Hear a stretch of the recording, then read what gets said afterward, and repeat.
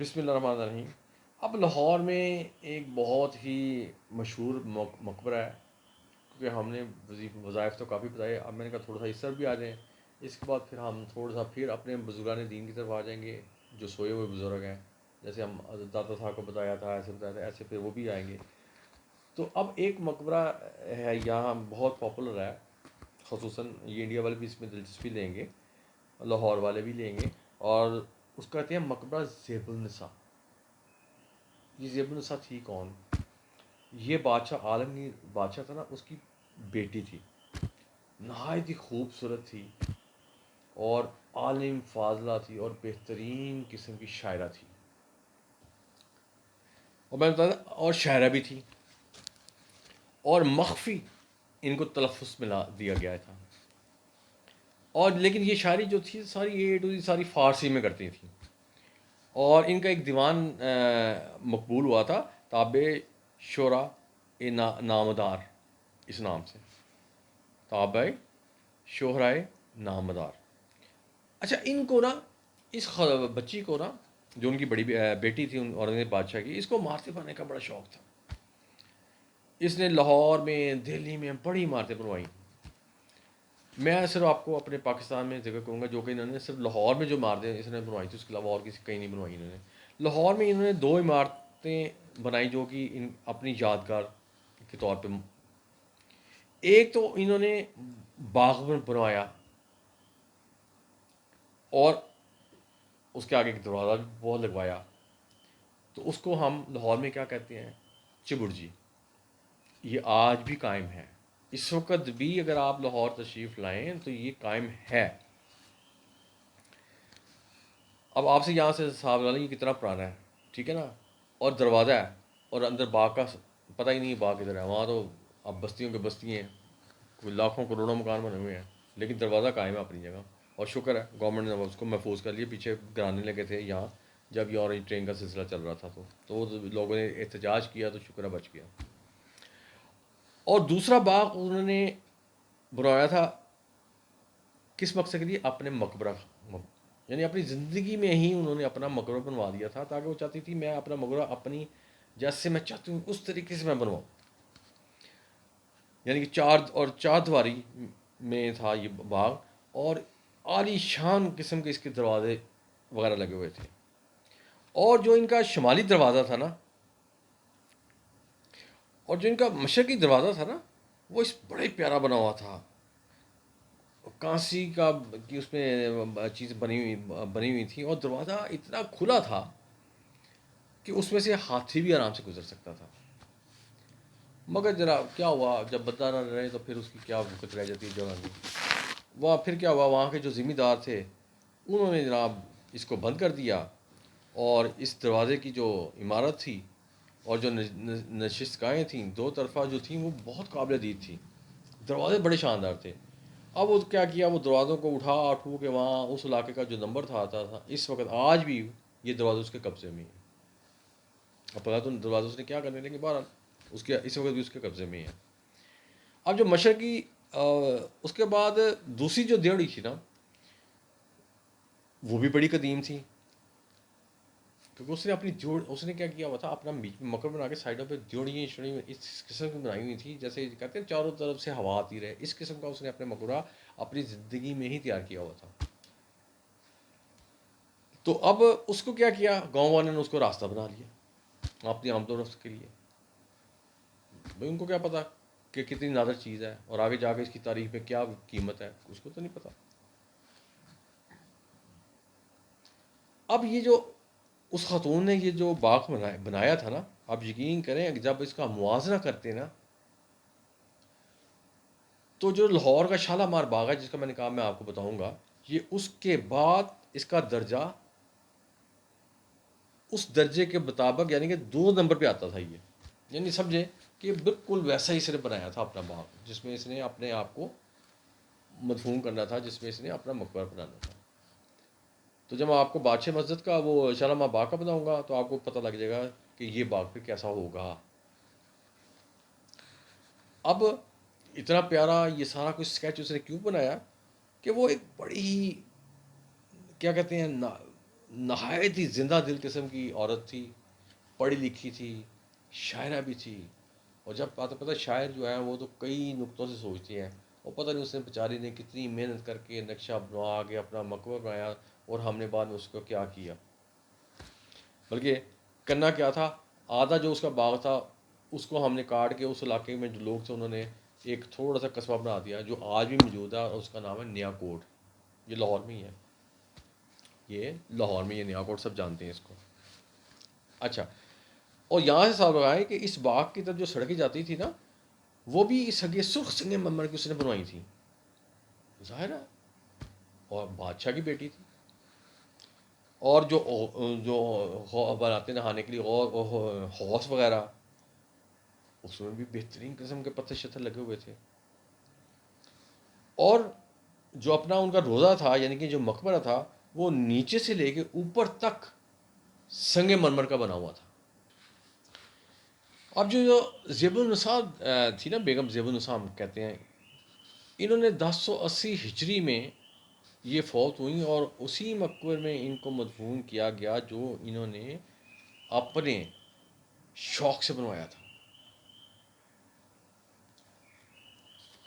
اس کے بعد کیا ہوا کہ جب سلطنت اسلامیہ گئی جاتی رہی اور سکھوں کا دور آ گیا تو تاریخ چھا گئی.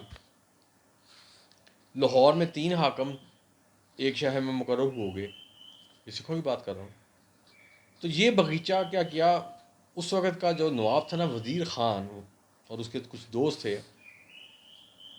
انہوں نے یہ جو عمارات تھیں یہ وغیرہ تھیں لاہور کی، یہ ساری لاہور کے ایک تھا صوبہ سنگھ، اس یہ ساری اس کے متحد کر دی.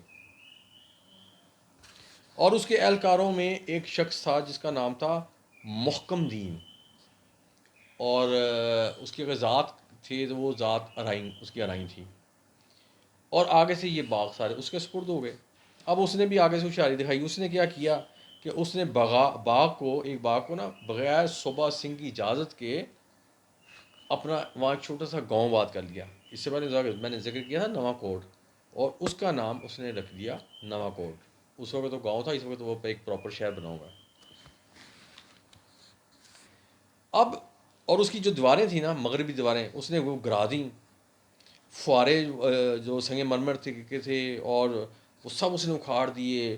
حوضوں کے اندر سے سارا پتھر بھی نکال دیا، اور ہر چیز نکال کے اس نے سارا کچھ فروخت کر دیا.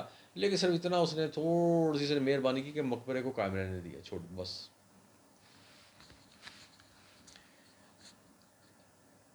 اب اس کے بعد کیا ہوتا ہے، حضرت جب مہاراجہ رنجیت سنگھ اسی محکم دین نے ایک سازش کر کے نا اس کو لاہور میں، کیونکہ اس کو بڑا دربدر ہوتا اس کو لاہور میں اس نے انٹر کرا لیا کسی طریقے سے، یہ محکم دین نے. اور جب وہ انٹر ہوا تو اس کے بعد مہاراجہ نے نام اس کی بہت عزت کی. شہر کے جتنی دروازے کی کنجی تھی ساری اس کے سپرد کر دیں. شیخ خرد جن تھیں وہ ساری اس کی، جو منڈی نواں کوٹ اس کو قرار دے دیا منڈی کو. اور کوئی کام یہاں سے کے کوئی کام بھی محکم دین کے اجازت کے بغیر نہیں ہوتا تھا. رنجیت سنگھ نے اس کو اتنی چھوٹ دے دی کیونکہ اس نے 2 نمبر طریقے سے اس کو لاہور میں انٹر کیا.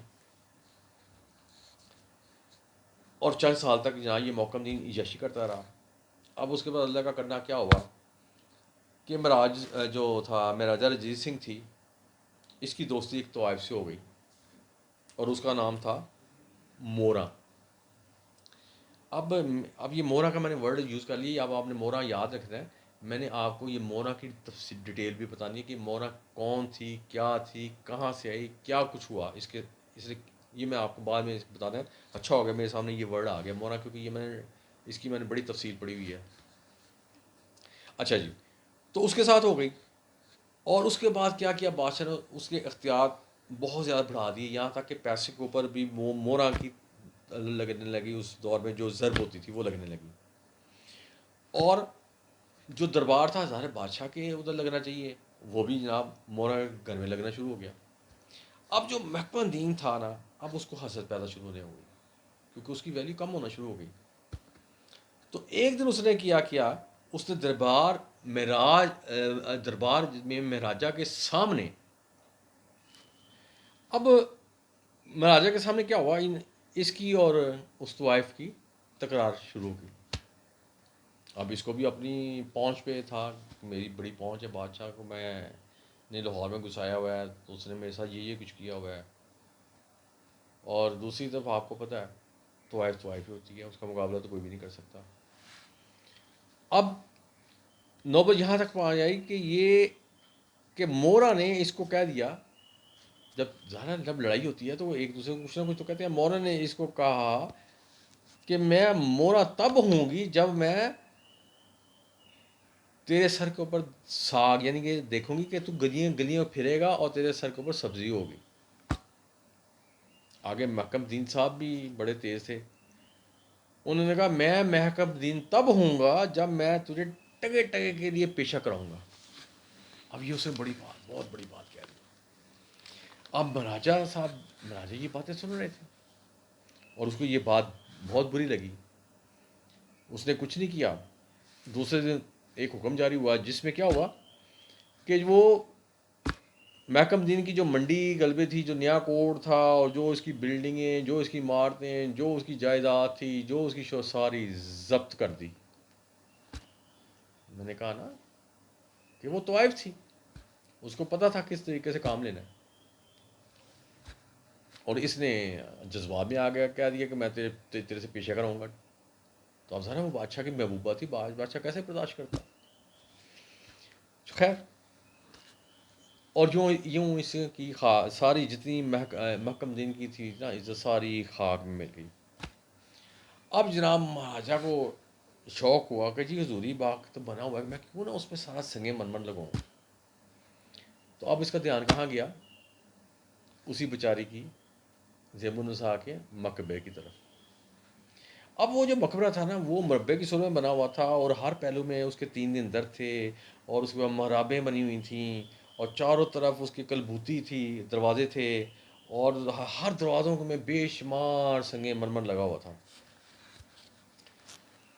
اور انہوں نے پھر کیا کیا جناب، انہوں نے اے ٹو زی انہوں نے سارا وہاں سے اس کا نا اتروا دیا. اب تھوڑا تھوڑا فرش پہ جو جتنی تھا وہ رہ گیا. اس کے بعد یہ صورت حال ہو گئی کہ جب اندر کے مقبرے کے اندر جب جاتے تھے نا تو جب فرش کو لوگ دیکھتے تھے تو ان کو دیکھ کے وحشت ہوتی تھی. کوئی اس قسم سے اس نے کٹنگ کرائی ہوئی تھی، پتہ نہیں کیا کس طریقے سے اس نے وہاں کاٹا ہوا تھا، طریقے سے بھی نہیں کاٹا ہوا تھا. لوگوں کو اندر جاتے ہوئے وحشت ہوتی تھی. اور مقبرے کے جو وسط میں تھا سنگ مرمر کا جو تعویذ جس کو ہم کہتے ہیں قبر بنی ہوئی تھی، اور اس کے چاروں طرف چبوترے تھے، یعنی کہ سنگ مرمر کی جالیاں تھیں جو ساری اس نے اتار دی نا. تو اس سے یہ ہوتا تھا کہ اس خاتون نے یہ سوچا تھا کہ میں بپردہ بھی رہوں گی، یعنی کہ میرا یہ بھی مقبرہ ہوگا اور چاروں طرف جالی ہوں گی تاکہ اندر کوئی داخل نہ ہو سکے گا. لیکن اس کو کیا پتا کہ سارا کچھ ہی خاک میں مل جانا ہے. وہی کہتے ہیں نا بندہ سوچتا کچھ ہے ہوتا کچھ ہے. تو اب وہاں اگر دیکھیں تو اگر کوئی کہے جی اب میں نے وہاں مقبرے پہ جانا ہے یا میں نے فلانا ہے، تو جناب اب وہاں مقبرہ کوئی نہیں ہے، وہاں صرف ایک تودا پڑا ایک، بس چھوٹا سا نشان ہے بس اس مقبرے کا. اور جو مقبرے کا جو بیرونی تھا نا اس کے اوپر اس نے بڑا بہترین ایک چبوترا اس نے بنوایا ہوا تھا. اب اس نے کیا سوچ کے بنوایا تھا یہ اسی کو پتا تھا. تو اب ذمہ داروں نے کیا کیا، اس سارے چبوترے کو اپنے گھر ہی گھر بنا لیے، چاروں طرف گھر بنا لیے. تو اب یہ صورت حال آ گئی کہ اب وہ جو مقبرہ ہے نا وہ سارے گھروں میں ذرا سا بڑا ہوا ہے. تو یہ بندے کا ہوتا ہے کہ کہاں بادشاہ کی بیٹی اور اب کیا حال ہو گیا. اس لیے کہتے ہیں نا کہ بندہ بڑا غرور کرتا ہے، میرے پاس اتنی جائیداد ہے، میرے پاس یہ ہے، میرے پاس فلاں ہے، میرے پاس فلاں ہے. اور جب وہ ختم ہو جاتا ہے، جب اللہ تعالیٰ اس کو اپنے پاس بلا لیتے ہیں تو آ جا کے وہی 5 فٹ کی جگہ فٹ کی جگہ اس کے پاس رہ جاتی ہے نا. اور وہ بھی لوگ اس کو بھی سمیٹ کے 2 فٹ کی کر دیتے ہیں، باقی پہ بلڈنگیں کھڑی کر دیتے ہیں. یہ انسان کی ویلیو ہے، لیکن لوگ اس کو نہیں سمجھتے. اور اس وقت یعنی کہ اب آپ یہ کہہ سکتے ہیں کہ اس وقت جو مقبرہ ہے وہ نہایت ہی نادیندی کی حالت میں پڑا، یعنی بہت ہی خستی نہ ہونے برابر. جب آپ کہہ رہے ہیں لوتھڑا وقت پڑا ہے بس. لیکن اب جب اشارے قدیمہ کی یہ سپرد ہوا تو اب سرکار نے جو تھی اب یہ سوچا ہے کہ اس کو دوبارہ نقشے کے مطابق دوبارہ اس کو چینج کیا جائے، لیکن اس کو چینج کرنا بہت مشکل ہے، کیونکہ ہر طرف سے بلڈنگیں، ٹھیک ہے نا، اور سب نے پتہ نہیں کیسے طریقے سے وہ ڈاکومنٹ بھی بنوا لیے ہوں گے جو بھی ہوگا، تو بیچ میں بھی اتنا سا ہے، تو اب یہ سارے قدیمہ وہاں جا کے کیا کرے گی؟ تو یہ اس بیچاری کی کہانی تھی جو میں نے آپ کو بتائی کہ کیسے اس نے اپنے مرنے سے پہلے اتنی اپنی کوششوں سے اتنا کچھ بنایا، اور کتنے بیچ میں نے بندوں کا ذکر کیا جنہوں نے آ کے لوٹ مار کی، فلاں کیا، اور اینڈ پہ آ کے سارا کچھ ختم ہو گیا، اور اس بیچاری کو صرف ڈیلا پڑا رہ گیا اس کا۔ تو یہ وہ مقبرے کے متعلق وہ تھی جو میں نے آپ کو بتا دی، اور ہمیشہ میں اینڈ پہ یہی کہتا ہوں، سورہ فاتح پہ ختم کرتا ہوں کہ ایاک نعبد و ایاک نستعین، اس کے اوپر عمل کیا کریں اور اسی پہ ہی اپنا بیس رکھیں، ٹھیک ہے۔ اب یہ فرمائش تو تھی، اور یہ ساری فرمائشیں، اس قسم کی فرمائشیں جو آ رہی ہیں یہ صرف انڈیا کے علاوہ اور کہیں سے آ رہی ہیں، کیونکہ پاکستان سے اس لیے آ رہی کہ یہاں تو ہر کوئی جا کے دیکھ ہی آتا ہے، سب کو پتہ ہے اس کا، لیکن کیونکہ انڈیا میں ان چیزوں کو انہوں نے سنا ہوا ہے، تو وہ بیچاروں کی کوشش تھی کہ شاید یہ مقبرے کا بندہ ہمیں بتائے گا کچھ، تو ہم جب پاکستان تشریف لائیں گے تو ہم اس جا کر مقبرے پہ جائیں گے۔ تو بھائی اب تو یہ مقبرے کا میں نے آپ کو بتا تو دیا ہے، لیکن جانا کہاں ہے؟ وہاں کچھ ہے ہی نہیں، تو جاؤ گے کہاں؟ وہاں تو سارا قبضہ ہو گیا، وہاں تو زمین سب نے اپنی بلڈنگیں کھڑی کر لی ہیں۔ تو جب یہ تھا مقبرہ جس کے متعلق آپ کو میں نے بتایا، اب اس کے ساتھ ہی میں آپ سے اجازت چاہوں گا۔ اللہ حافظ۔